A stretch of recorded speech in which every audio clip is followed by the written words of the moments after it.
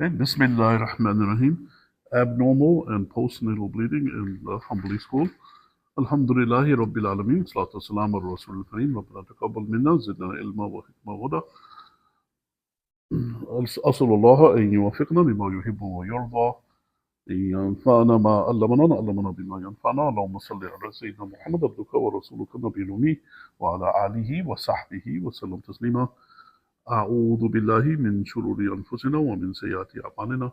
اللهم آتنا نفوسنا تقواها وزكها أنت خير من زكاها أنت وليها ومولاها.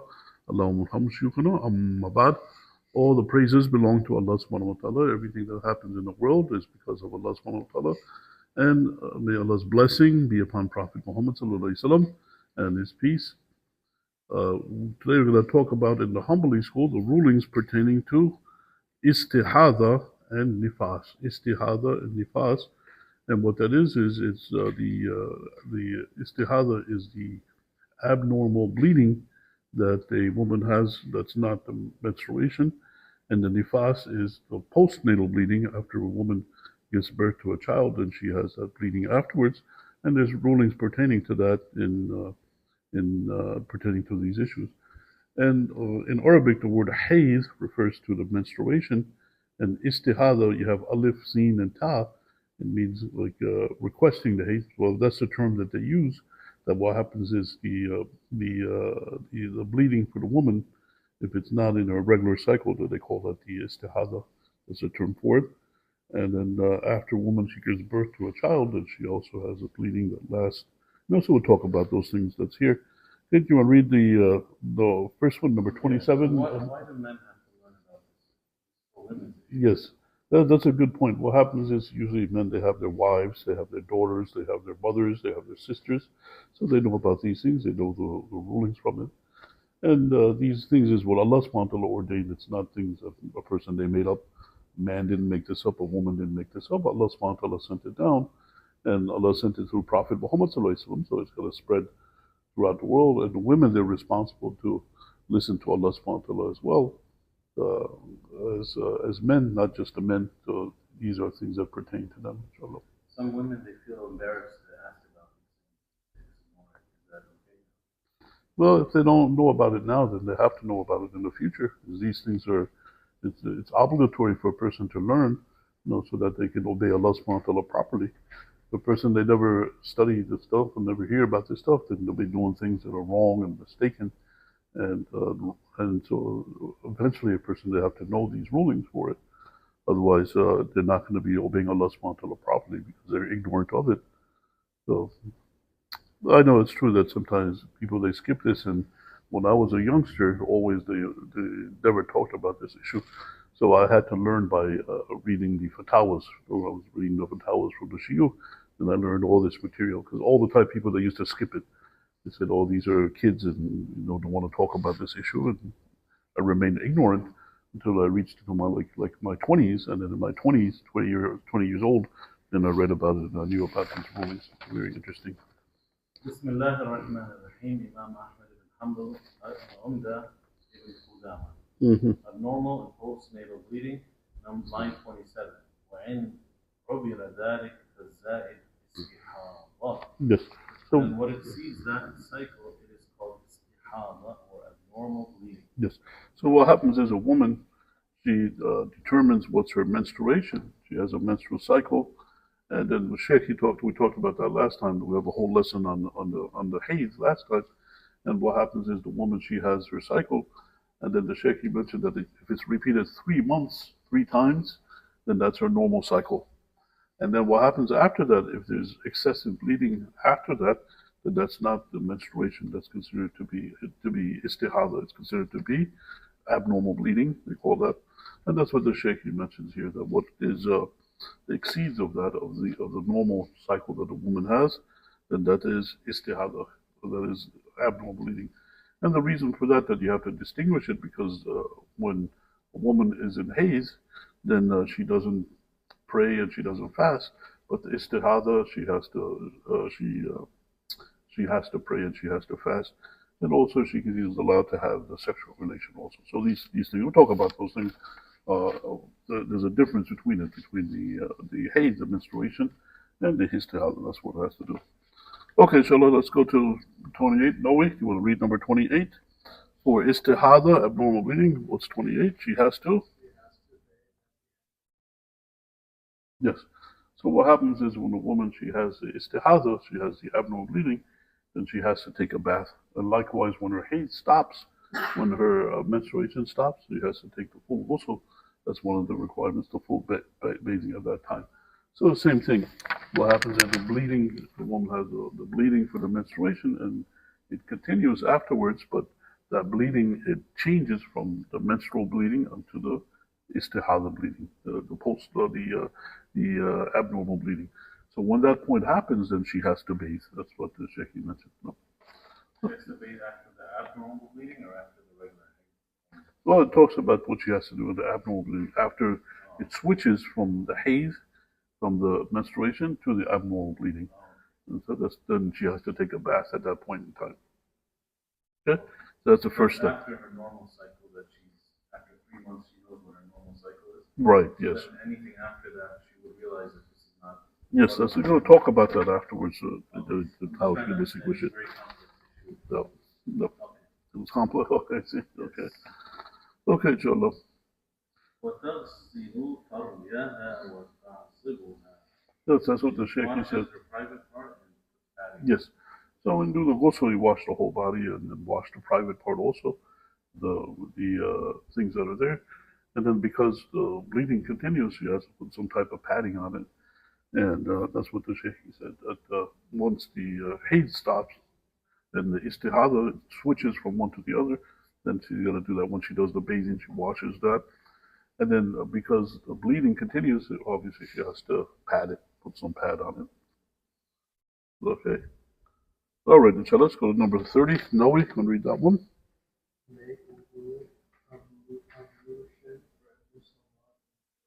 Yes.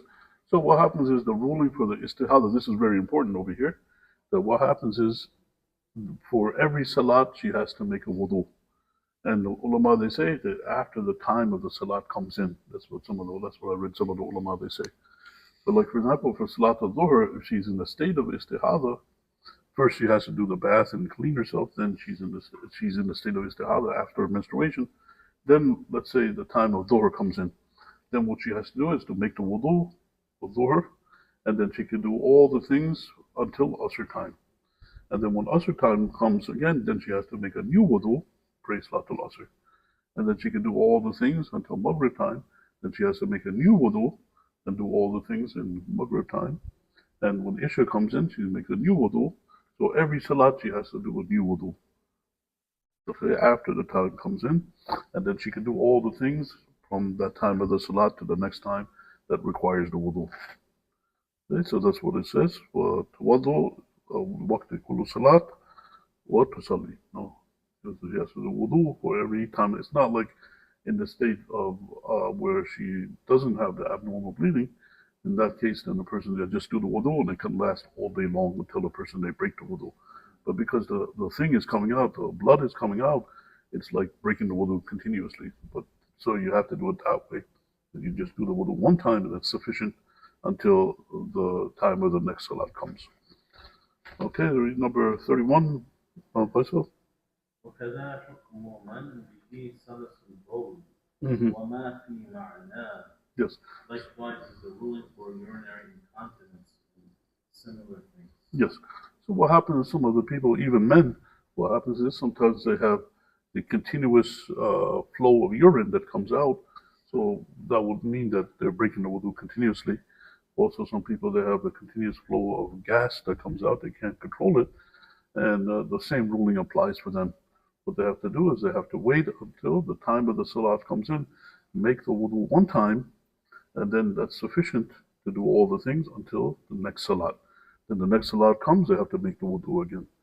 So the same ruling applies for the incontinence of the urine and the incontinence of the hadath, of the gas, and all the things that normally would break the wudu.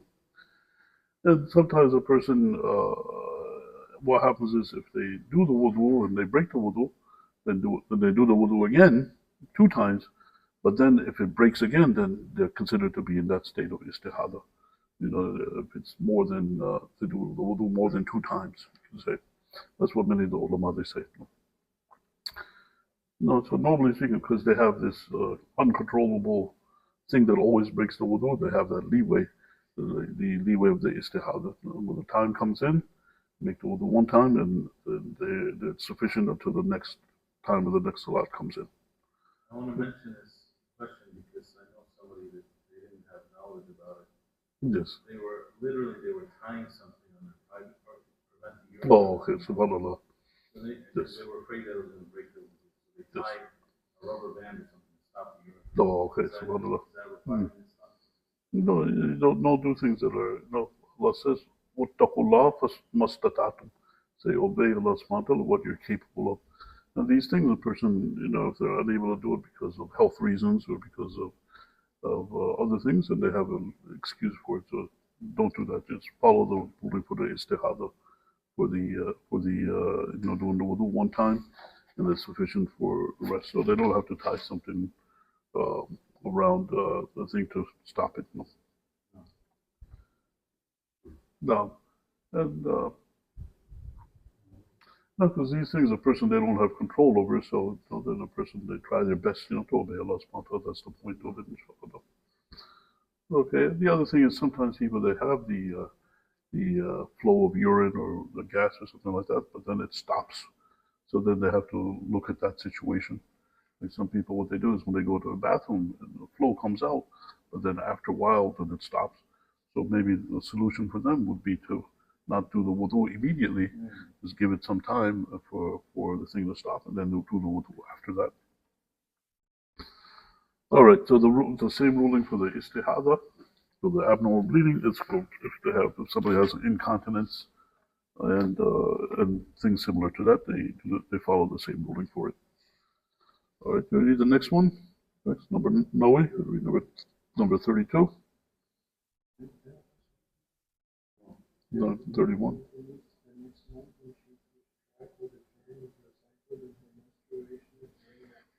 Yes.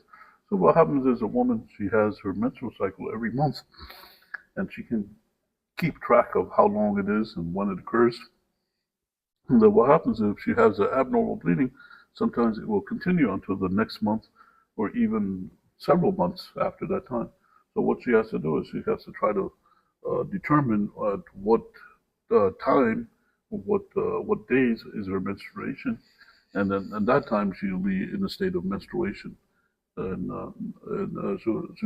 keep track of it, like the dates and the times when her menstrual cycle normally would come. So that's what she would do if the bleeding continues. And some women, they have, usually all the women, they have some type of abnormal bleeding, but some women, they have it more than others. In the time of Rasulullah, there were some women that continuously had the abnormal bleeding, like throughout their whole life. So you have different situations that are there. But in the case here, when it exceeds a whole month, then the woman has to determine when her menstrual cycle is starting again, and then during that time, taking the ruling of menstruation, where she doesn't pray, and because that's the state of menstruation, and then when that state of menstruation ends, then she's got to go back to pray again. Is there like a maximum number of days? Yes. Then after those days it becomes istihadha? Yes, we talked about that in the last lesson. The Sheikh, he mentioned the minimum number of days for the hayd, 1 day and 1 night, and the maximum number is 15 days and nights. So there's a maximum time for that also. But this here, the woman, she keeps track of what her normal cycle is, and she goes by that. Then the Sheikh, he mentions if a woman doesn't know about that, that's the next one, 33. وإن لم تكن معتادة Mm-hmm. وكان لها تميز. Mm-hmm. If she doesn't keep track of the term and she's not able to make a distinction. Okay. All right. Okay, she has to make the distinction. If she doesn't keep track of when her cycle is, then she tries to distinguish whether it's menstrual blood or whether it's istihadha blood. So she has to do that if that's the case. That's the case it is. Yes, it continues. أسود ثخينا وبعضه رقيقا أحمر فحيضها زمن أسود ثخين. Yes, so one way that she can determine that is to look at the color of the blood. And the Sheikh he mentions here that the menstrual blood is black and thick, whereas the blood of the istihadha, the blood of the abnormal bleeding, it's red and it's thin. You know, so that's what. And in the time of Rasulullah, so there's some hadiths that say that people they would bring it and they would show it. The women would show it to each other. Is this menstrual blood or is this blood of istihada? And that's how a person they can make that determination by looking at the color of the blood and the thickness of the blood. If they don't keep track of the timing of when their menstruation is, then they can try to make a distinction by looking at the blood. Is there any medical means to determine it? Yeah, I'm sure there is nowadays. A person they can do that nowadays. That's something that what happens is when you see the rulings of Islam, then you have different things that come up over the course of time, and it's a job of the ulama, the contemporary ulama, the people that study the deen and research it. It's their job to make the rulings on those situations. So nowadays you have things that are a little bit different than back in the old days. So that then you have that like one of the things that you have nowadays. Back in the old days, they didn't really have the pads and the tampons and things like that. People they used to use other things, and nowadays they have that. So the people that have to look at the situation in different times and study what the rulings or previous ulama they made and continue on it. So that's true. So that's something that is very likely to happen. A woman she can determine if it's menstruation or if it's not menstruation by maybe having these kits. Yes, yes, yes, yes. I mean, nowadays it's very common to have the pregnancy kits. The woman can determine if she's pregnant or not. So certainly they can have things like this also. It might already be out there. I'm not sure, but but that is very easily done to make the determination between the two. Okay, Chandler. Let's go to the next one. So if she didn't keep track of when her menstrual cycle is, and she doesn't have that on the calendar on the term, then she try to distinguish between the menstrual blood and the blood of istihada and make a determination of what it is. And the Sheikh he said that the menstrual blood is thick and black, and the regular one is the non-menstrual blood is red and light, not thick. Okay, let's read number 35. No, we gonna read that one.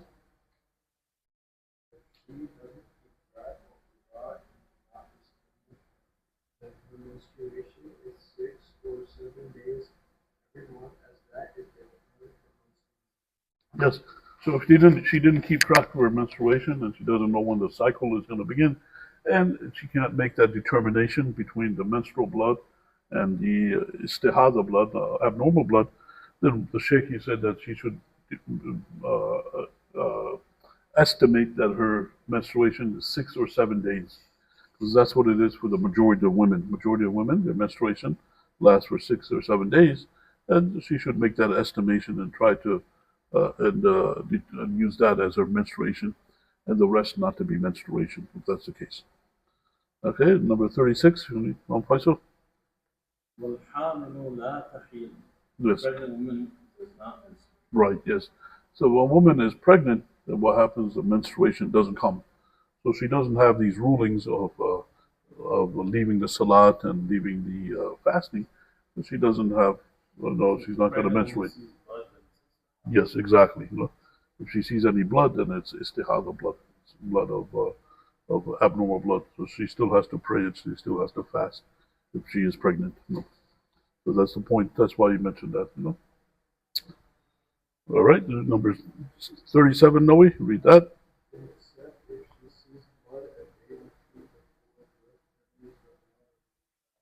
Yes. So then it goes into the next section of the nifas, which is the bleeding a woman has after she gives birth. And the nifas, it's also considered if it's a day or two when she's in labor and things like that before she gives birth, that's also considered to be nifas. And the reason that that point is there because the nifas takes the same ruling, the postnatal bleeding, the nifas takes the same ruling as menstruation. A woman doesn't pray and she doesn't fast. when she's in nifas. So he mentioned that normally speaking, a pregnant woman, when she sees the blood, then it's istihadha, so she has to pray and fast.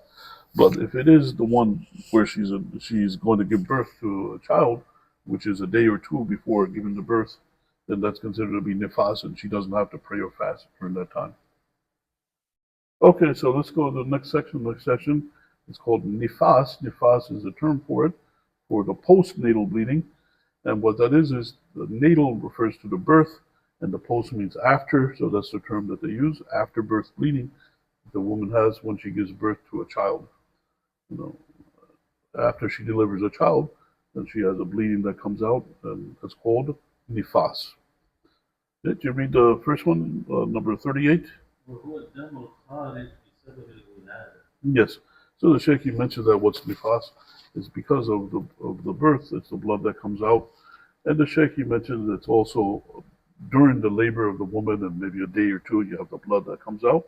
That's the nifas blood. So you have the haze blood, which is when she's in menstruation. You have the istihadha, the abnormal bleeding, and you have the nifas, which is the postnatal bleeding. So you mentioned that what the nifas is. Okay, number 39. You read that, Noe? Yes, I think I mentioned that just now. So when the woman has that postnatal bleeding, the nifas, she has the same ruling as if she is in menstruation. What happens is she doesn't pray and she doesn't fast, and she has to make up the fasts, and she doesn't make up the prayer. So that's the case for the nifas, the postnatal bleeding. All right, number 40. وحكمها حكم الحيض فيما يحل ويحرم ويجب ويسقط به. All right, so the same things that are allowed in the case of menstruation, it's allowed in the case of nifas. So a woman, she's allowed to eat, and a man, he can touch her, but not below the waist. So the same things, the same rulings apply for it for what is allowed and what's forbidden in the case of menstruation. So that the Sheikh is emphasizing that the nifas has the same ruling in menstruation, and it's the same things that are allowed in menstruation, allowed in nifas, and the things that are forbidden in menstruation, it's forbidden in nifas. So he's emphasizing the previous point. Okay, read number 41. No way. The maximum time is 40 days. Yeah, so what happens is the nifas, the woman bleeds, and then she eventually stops. But the Sheikh, he said that the maximum time is 40 days. So if it exceeds the 40 days, then it's not nifas, it's considered to be istihadha after the 40 days. That's what they say in the Hanbali school. So the 40 days, up to 40 days, is how long it lasts for the nifas, for the postnatal bleeding. Okay, that's what they say in the Hanbali school. In the Maliki school, they say 60 days, so they say a little bit longer. But the Hanbali school, they say 40 days is the time. And during that 40 days, what happens is it's not recommended for the husband to have relation with her, sexual relation, even if it stopped before the 40 days. And they say for health reasons, that's what the ulama they say. So if a woman, she gives birth to a child, she's in nifas, and it could stop one day after, it could stop like right away after, or it could be a week after, it could be 2 weeks, it could be 3 weeks, all the way up to 40 days. And then when it stops, then all those things are allowed. And even the husband, technically he's allowed to have the sexual relation with her. But the ulama, they say that to leave it until, the 40 days is done, so that it's not harmful for her in that state. Okay? So a woman goes 40 days without praying? Yeah, up to 40 days. Is that a long time? Yes, it is. And that's why Prophet Muhammad says, don't think that because a woman is menstruating, she doesn't pray, and the woman has a nifas that she doesn't pray, that's better for her. Prophet Muhammad says that's lacking in the deen, lacking in the faith. Because, a person, they pray more, and they're closer to Allah subhanahu wa ta'ala, but because she misses these prayers, then she's losing out on the faith, on the deen. So that's not something that she should be happy about. She should be what do you call it? So disappointed because she's not able to pray to Allah subhanahu wa ta'ala during that time. Okay, number 42, no way. There's no minimum. Yes. So the nifas, it could be no nifas at all for the woman who might not bleed at all, or it might be a couple hours, it might be 1 day, but there's not a minimum time for the nifas. The maximum time is 40 days, but the minimum time, there's no minimum time. Let's read number 41. ومتى رأت الطهر Mhm. اغتسلت وهي طاهرة. Yes. So when the nifas stops, then what she does is she takes a bath, just like in the menstruation, and she's pure. She's considered pure, and she does all the normal things, pray the salat, and fast, and all those things when it stops. Okay, read number 44. And if she returns to it within 40 days, it's also 28. Yes, so that's possible. Sometimes what happens is a woman, she might have the nifas come out, and then it stops shortly, and then it comes back again. So in that case, it's still considered to be the ruling of nifas if it occurs within the 40 days. And some of the ulama, they say that for the hayd as well, for the menstruation as well, that she might menstruate and then it stop for a day or something like that, then it comes back again. So you have that. So that's a ruling for the nifas, the postnatal bleeding. If the woman gave birth to a child and she's bleeding, and let's say it stops like after 5 days, and then in a couple of days she doesn't bleed and she does the normal things, but then let's say her bleeding comes back again after, then that still continues at the nifas, even though you have a pause in the middle of it. That's what the Sheikh said. Okay, inshallah. So these are the things that the Sheikh mentioned about the haze, the menstruation, and abnormal bleeding, and the nifas and the postnatal bleeding. And it's good to talk about these things. I think we mentioned that earlier, so that the person, they know what they're supposed to do in these situations with Allah subhanahu wa ta'ala. And nowadays people, they're becoming more advanced. The doctors, they go into detail, the gynecologists and things like that. So they look at the details, the more scientific details about these issues of the istihadha, of the abnormal bleeding and the menstrual bleeding. So they have they talk about what causes the menstruation, and when people, they look at the anatomy of a person and the physical thing of a person.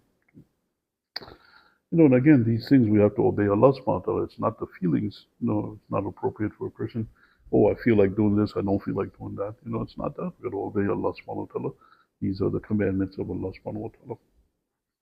Okay, inshallah, so stop over here.